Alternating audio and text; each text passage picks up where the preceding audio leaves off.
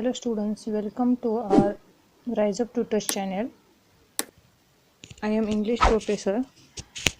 I am sharing to you now 11th standard English syllabus. This is second year you are getting here new syllabus, and this year you are facing COVID-19 problem, so some syllabus were reduced,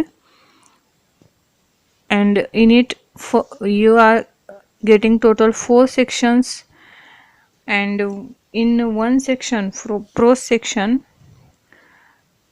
total 6 prose were here, but first prose is reduced now, being neighborly.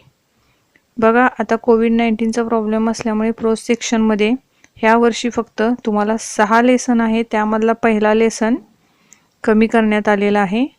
Then having second section of poetry, within it same having 6 poem, and last one, the planners, this poem is reduced now this year. आता बघा, poem मध्ये पण same तुम्हाला 6 poem study करता आहेत, आणि 6 poem मध्ये last जी पोएम आहे द प्लॅनर्स म्हणून, ती ह्या वर्षी रिड्यूस करण्यात आलेली आहे. Then third section is about writing skills. Writing skills you should do all, means having total 6 writing skills, and it is very important to study all, and this is should have to keep in our memory because it will be helpful in 12th standard. Okay, आता काय यामध्ये आहे तर writing स्किलमध्ये तुम्हाला 6 skills ह्या 11वी करता नवीन syllabus पद्धतीने, second year तुम्ही नवीन सिलेबस हा पाहत आहात, सेकंड इयर आहे हे, तर त्यामध्ये ज्या स्किल्स आहेत टोटल 6, त्या सगळ्या तुम्हाला स्टडी ह्या वर्षी कराव्यास लागतील. प्लस ह्याचा फायदा काय आहे तर तुम्हाला नेक्स्ट इयर तुम्ही 12thला जाणार, तर हे स्किल्स तुम्ही लक्षात ठेवणं आवश्यक आहे. हेच तुम्हाला नंतर अजून त्यामध्ये ॲडिशनल रायटिंग स्किल 12वीला हे म्हणजे न विसरता ते तुम्हाला त्यातलंही विचारण्यात येणारच. Then section 4 is new were about drama. आता हे सेक्शन 4 आहे तो मात्र नवीन बघा आलेला आहे, जो की डिफरंट वन आहे आणि ड्रामा म्हणून. तर त्या सेक्शन 4 मध्ये total one having 3 dramas here. Total किती सांगितले तर 3 ड्रामा आहे. 3 ड्रामामध्ये फर्स्ट आणि सेकंड हा जो आहे, पहिलं हिस्ट्री आहे ड्रामाची फर्स्ट सेक्शनमध्ये, फर्स्ट जो आहे त्यामध्ये फर्स्ट सेक्शनचा फर्स्ट 4.1 आणि 4.2 जो आहे तो एक ड्रामा तुम्हाला स्टडी करता आहे, आणि 4.3 मध्ये तुम्हाला 2 ड्रामा अभ्यासाकरता आलेले आहे शॉर्ट फॉर्ममध्ये. So this is your syllabus as per new, right. आता जसं काही न्यू आहे त्या पद्धतीने हा तुम्हाला सिलेबस झाला. Reduce portion you get it नाव. आता रिड्यूस दे एकच म्हणजे 2, त्यामध्ये एक प्रोज आणि एक पोयम ही फक्त ह्या वर्षी रिड्यूस केलेली आहे. बाकी तुम्हाला सेक्शन 3 आणि सेक्शन 4 ह्यामध्ये काहीही रिड्यूस केलेलं नाही. It is compulsory. ओके, ते तुम्हाला स्टडी करावंच लागेल. आणि जसं मी बोलले तसं रायटिंग स्किल फार महत्त्वाचं आहे, जे की तुम्हाला 12वीला उपयोगाला येतं, हे अजिबात विसरायचं नाही. त्याच्याबरोबर नवीन रायटिंग स्किल तुम्हाला 12वीला स्टडी करता असेलच या व्यतिरिक्त, तर हे तुम्हाला प्रॅक्टिसमध्ये नंतरही ठेवावंच लागेल. Now let's see now first prose is reduce here, so let's begin now about second prose. आता आपल्याला काय सुरुवात करायची आहे, फर्स्ट तर आपल्याला तर ह्या वर्षी रिड्यूस केला आहे, मग आता आपण डायरेक्ट सेकंड घेऊ.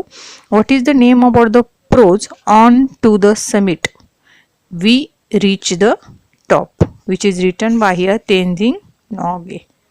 तेनजिंग नॉर्गे. आता कळलं असेल तुम्हाला की हे झालं प्रोजचं नाव, on to the summit. Summit म्हणजे काय तर समिट म्हणजे टॉप. जसं की पर्वताचा टॉप असतो, शिखर असतं, वरती पर्वताच्या शिखरावरती चढणं, on to the summit we reach the top. हे कोणीतरी बोललेलं आहे, तुम्हाला लगेच लक्षात आलं असेल. ऑन टू द समिट, शिखरावरती आम्ही सगळे चढलो, असं पुढे दिलंय, we reach the top. Heading तर कळलं, मग स्टोरी पण त्याबद्दलच असेल. लगेच गेसिंग तुमची चालू झाली असेल मनामध्ये की चला हे कोणीतरी गिर्यारोहक असतील ज्यांनी कुठला तरी पर्वत सरकडून गेले असतील किंवा त्यांना ते जिंकण्यामध्ये यश आलेलं असेल. Okay, let's see. First begin with our ice breakers questions. Okay, पहिल्यांदा जेव्हा लेसन चालू होते तेव्हा बघा नवीन सिलेबस पद्धतीने तुम्हाला आईस ब्रेकर्स म्हणून भेटतात. तर आईस ब्रेकर्स म्हणजे काय? तर आईस ब्रेकर्स आता नवीन तुम्ही हे फेस आउट करत आहात 11th स्टँडर्डच्या नवीन सिलेबस पद्धतीने. तर आईस ब्रेकर म्हणजे थोडक्यात आपण इंट्रोडक्शन म्हणायचं आहे इथे, की आपल्याला पुढे कोणता लेसन चालू होतोय ह्याची थोडीशी लिंक त्यातून भेटत राहते, जे की तुमच्याकडून म्हणजे like as personal response type question here you are getting and you have to solve it all, okay, by own, neither taking help of teacher, and then solve it and then you will get here the answers, correct one. Okay, तर तुम्हाला तिथेच मग solve केल्यानंतर लगेच correct answers भेटून जातात आणि तुम्हाला एक पर्सनली तुमच्या फ्रेंडवर डिस्कशन करून असेल तुमचं तुम्ही सोडवायचे, किंवा मग टीचर्सही काही पार्टिसिपेशन असेल, कम्युनिकेशन असेल, त्यातून काही आन्सर्स सॉल्व होतील आणि मग ते आपल्याला लेसनची लिंक लागून जाते. अशा प्रकारे आयस ब्रेकरचे क्वेश्चन्स असतात. Let's see now first one what is given on page number 15वर बघा. आता पहिल्यांदा तुम्हाला आयस ब्रेकर क्वेश्चन्स सापडून येतील. त्यामध्ये पहिला क्वेश्चन आपण बघूया. Discuss with your partner and complete the wave of different activities related to climbing. Now students, you should have to get easily all the content, so that I am using here Marathi language. आता तुम्हाला सगळं पटकन कळावं ह्यासाठी मी तुम्हाला मराठीतून सांगायचा जास्तीत जास्त प्रयत्न करते, जेणेकरून तुमच्यापर्यंत ते तुम्हा सर्वांपर्यंत पोहोचेल. तर आता याचं मिनिंग काय आहे की तुम्हाला डिस्कस करायचं आहे आपल्या पार्टनरबरोबर आणि हा जो वेब दिलेला आहे, ॲक्टिव्हिटी जी दिलेली आहे ती कंप्लीट करायची. आता काय सांगितले, क्लाइम्बिंग हा ऑप्शन दिलेला आहे. मग क्लाइम्बिंगचे कोणते तरी दोन ऑप्शन इथे दिलेले आहेत बघा. फॉर एक्झाम्पल रॉक क्लाइम्बिंग असेल, खडकावरणी वगैरे चालत जाणे क्लाइम्बिंगचं. सेकंड वन तुम्हाला दिलं आहे की रॅपलिंग म्हणजे काय, तर रॅपलिंग म्हणजे रोपच्या साह्याने, दोरीच्या साह्याने जे काही चढणं असतं त्याला रॅपलिंग बोललं जातं. आता तुम्हाला बाकी जे काही 5 ऑप्शन्स दिलेले आहेत ते तुम्हाला फिलअप करायचे आहेत. मग यामध्ये तुम्ही तुमच्या पद्धतीने तुम्ही इथे फिलअप करायचं आहे की क्लाइम्बिंगचे अजून कोणकोणते प्रकार येऊ शकतात. इथे तुम्ही माउंटेनरिंग घेऊ शकता. माउंटेनरिंग म्हणजे पर्वत चढून जाणे.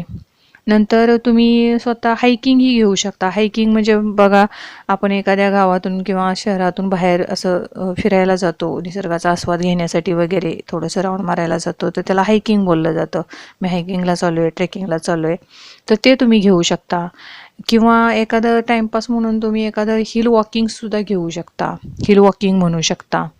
नंतर एखाद्याला आईस क्लाइम्बिंग फार आवडतं, मग ते आईस क्लाइम्बिंगही ते सिलेक्ट करू शकतात. आईस म्हणजे काय तुम्हाला माहिती आहे, बर्फावरती चढून जाण्याचाही काही जण आस्वाद घेतात, चढण्याचा, सर करण्याचा, बर्फ म्हणजे चढून वरती जाण्याचा काही जण आस्वाद मोठ्या प्रमाणात घेताना दिसून येतात, आवड असते. तर असं. आणि अजून एखादं तुम्ही ह्यामध्ये विदाऊट रोपसुद्धा कोणी जातात, म्हणजे दोर न वापरता सुद्धा काही क्लाइम्बिंग करतात, चढतात, तर त्याला बोल्डरिंग म्हणतात, BOULDERING. तर असे वेगवेगळे स्किल तुम्हाला क्लाइम्बिंगचे वेगवेगळे ॲक्टिव्हिटी तुम्हाला यामध्ये लिहिता येतील. सेकंड बघा काय आहे, there are certain prerequisites for mountaineering. Prerequisites म्हणजे काय, नेसेसिटी, गरजा किंवा आवश्यकता. With reference to the following point develop a short dialogue between you and your friend about mountaineering.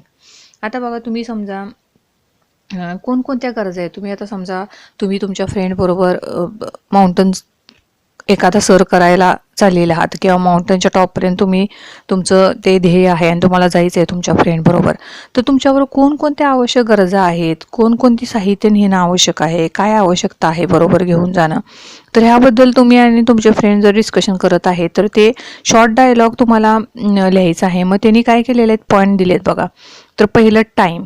आता तुम्हाला डायलॉग चालू करायचा आहे, तर how you can start to write your dialogue along with your partner, along with your friend. तर कसं घेऊ शकता. आता टाईमवरनं तुम्हाला क्वेश्चन विचारायचा असेल तर तुम्ही तुमचा हा डायलॉग स्टार्ट करताय. समजा आता 2 मित्र चाललेले आहेत कोणीतरी, तर समजा आपण घेतलं इथं की दीपाली आणि मोनाली हे दोघी चाललेले आहेत आणि त्या दोघी कॉन्व्हर्स करत आहेत. ओके, एकमेकाशी संवाद करत आहेत आणि चाललेले आहेत. आता टाईम बदलायचे आहेत तर एकमेकांना थोडंसं हॅलो मोनाली दीपाली सांगत असेल.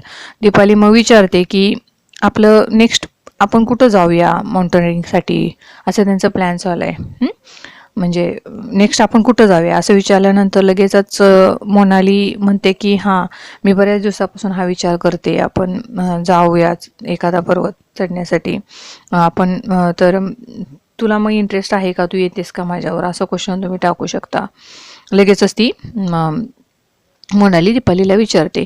मग दीपाली लगेच आन्सर देते, हां मी तयार आहे. मग पण मला काही एवढा कॉन्फिडंट नाही आहे, पण मी तयार आहे, असं दीपाली उत्तर दिल्यानंतर मोनाली लगेचच म्हणते की कधी जायचं, मग कधी आपण स्टार्ट करायचं, कोणत्या टायमिंगला स्टार्ट करायचं. आता टाईमवरनं बघा असा क्वेश्चन तुम्ही विचारू करू शकता की कोणत्या टायमिंगला स्टार्ट करायचं.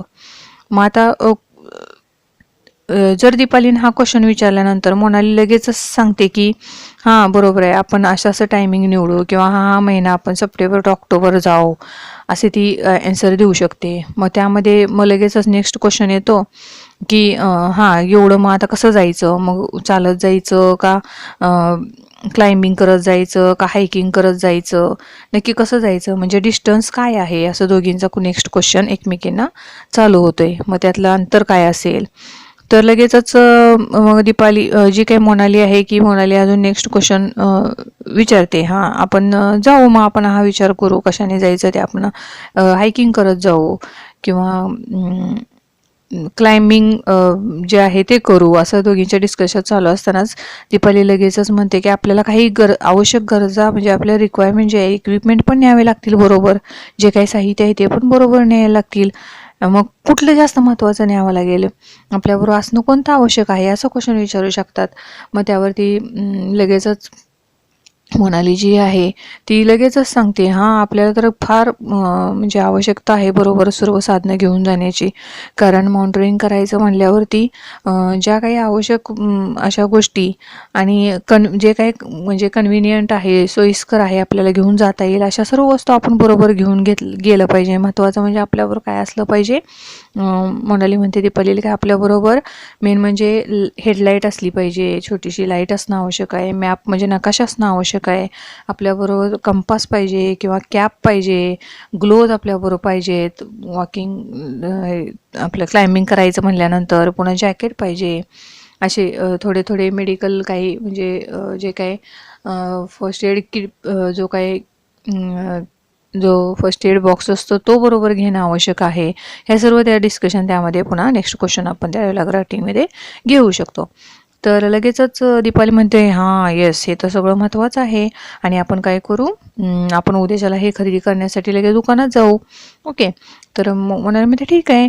मग त्यांचं हे सर्व चालू असतानाच पुढे काय करतात, बोलतात की हां आपल्याला थोडंसं फिट राहायला पाहिजे, मग आपल्याला त्याच्या आधी थोडं ट्रेनिंग घेणं आवश्यक आहे का. ट्रेनिंगवरती क्वेश्चन त्यांचा चालू होतं की ट्रेनिंग घेणं आवश्यक आहे, कोणाकडून तरी थोडंसं आपल्याला ट्रेनिंग आवश्यक आहे, आपण जर फिट राहायचं असेल जाण्याआधी तर लगेच दीपाली म्हणते, हां आपण फिजिकली आणि मेंटली सुद्धा स्ट्रॉंग राहणं फार आवश्यक आहे आणि आपण त्याकरता काय करू, तर आपल्याला ह्यामध्ये यश मिळवायचं असेल, चढायचंच असेल तर आपण एखाद्या ट्रेनरला गाठू, जो शिकवणार आहे त्याच्याकडून आपण ट्रेनिंग लगेच स्टार्ट करू आणि घेऊ. चला आपण एकमेकींना उद्या भेटू, चला सी यू टुमॉरो, असं म्हणून दोघींचे ते डायलॉग संपतो, ज्यामध्ये सर्व तुम्हाला बघा कंटेंट इन्व्हॉल्व झालेले दिसून येतील. अशा पद्धतीने तुम्हाला डायलॉग काय करावा लागेल, तर कंप्लीट करावा लागेल. आता नेक्स्ट क्वेश्चन काय विचारलं आहे बघा, third one on page 15. Discuss with your partner the various hazards and risks that a mountaineer trekker has to face in an expedition. म्हणजे काय, आता पुन्हा आपल्या पार्टनरशी काय करायचं आहे, तर चर्चा करायची आहे की बाबा आता ही मोहीम हाती घेतलेली आहे, तर त्या मोहीम हाती घेतल्यानंतर काही बरेचसे अडथळे निर्माण होतात ते कंप्लीट होण्याकरता, तर त्याला कसं सामोरे जायचं, हे जे काही प्रॉब्लेम आहे त्याला कसं सामोरे जायचं, तर त्याचे आन्सर्स त्यांना आवश्यक आहेत. तर कोणकोणते ते हजार्ड्स असतात, कोणकोणते रिस्क धोके येऊ शकतात, त्याची जरा चर्चा दोघांच्यामध्ये करणं आवश्यक आहे, त्याचं ते ॲन्सर ह्यामध्ये येईल. मग महत्त्वाचं काय आहे की आपण काय बघणं आवश्यक आहे, तर बॅड वेदर असतं बघा, म्हणजे कधी कधी वाईट असं म्हणजे वाईट म्हणता येणार नाही, तर जे हवामान आहे, हवामानात बदल होतात आणि खराब हवामानामुळे बरेचसे धोके संभवतात, जे चढण्याबाबतीतले आहेत पर्वत वगैरे, तर असे ते एक फेस करावे लागतील. महत्त्वाचा पॉईंट आहे. ह्यामध्ये आपण काय म्हणतो, bad visibility caused by bad weather. मग त्यामध्ये काय पाहू शकतो आपण, तर कदाचित त्यावेळेस मोठा पाऊस येण्याची शक्यता असते किंवा स्नोफॉल होण्याची शक्यता असते, किंवा जिकडे तिकडं बर्फ दिसून येईल, पाऊस दिसून येईल किंवा धुकं दिसून येईल. तर हे थोडंसं प्रॉब्लेमॅटिक ठरू शकतं, समस्या निर्माण ह्यामुळे होऊ शकते. पुन्हा सेकंड आपण ह्यामध्ये सांगू शकतो की असे कंडिशन असेल, बॅड वेदर असेल, तर सेकंड आपण यामध्ये काय देऊ शकतो, तर lightning can cause major problem at some places. मग अशा वेळेस काय होतं, तर लाईटिंग जे आहे त्याचा प्रॉब्लेम त्या अशा कंडिशनमध्ये काही काही ठिकाणी मोठ्या प्रमाणात येताना दिसून येईल. नेक्स्ट वन आपण घेऊ शकतो की काही ठिकाणी फार डेंजरस वे तयार होतो, म्हणजे तिथे जर स्नो पडत असेल किंवा आईसफॉल असेल, तर ते एक मोठ्या स्पेशली तो पाथ आहे तो सिम्पल होणं आवश्यक आहे, सोयीस्कर होणं आवश्यक आहे. तो डेंजरस झालेला असतो स्नोफॉल होणे, हेही सांगू शकतो. कारण म्हणजे काय, आपण snow and ice can make simple path very dangerous one. तर हे थोडासा प्रॉब्लेम त्यामध्ये फेस करायला लागेल. पुन्हा जर मोठ्या प्रमाणात पाऊस असेल तर अशीही कंडिशन येऊ शकते. आपण चौथं इथे कारण सांगू शकतो, rockfall. Rockfall is common mishap during this heavy snow और रेनफॉल. मग जर पाऊस किंवा स्नो जर मोठ्या प्रमाणात बर्फ पडत असेल, तर मोठमोठे बघा तुम्ही पाहू शकता की मोठमोठी जी दगड आहे ते सुद्धा पडायला सुरुवात होते. मग हेही संकट किंवा हाही प्रॉब्लेम तिथे येऊ शकतो. तर हेही इथे कारण सांगता येईल. किंवा अजून एखादा आपण ह्यामध्ये काय सांगू शकतो की काही काही वेळेस काय होतं की एक जोराचं असं वादळ किंवा वारा येऊ शकतो. Strong wind can cause loss of balance of mountaineer और मेकिंग क्लाइम्बिंग इम्पॉसिबल. म्हणजे त्याला चढायला त्या मोठ्या स्ट्रॉंग क्लाउडमुळं प्रॉब्लेम येऊ शकतात, माउंटन हायकिंगचे, माउंटन क्लाइम्बिंगचे. तर हेही प्रॉब्लेम त्यामध्ये आपण शेअर करू शकतो. This way okay we have to write answers of all question. Okay.